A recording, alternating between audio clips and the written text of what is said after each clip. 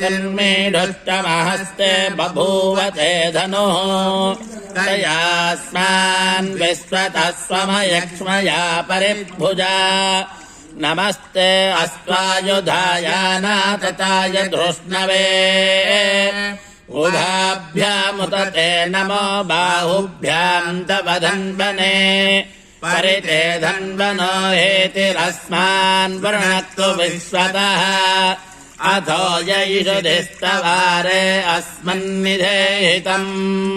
शम्भवे नमः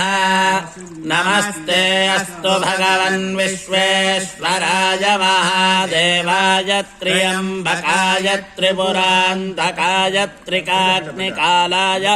कालाग्निरुद्राय नीलकण्ठाय मृत्युञ्जयाय सर्वेश्वराय सदाशिवाय श्रीमन्महादेवाय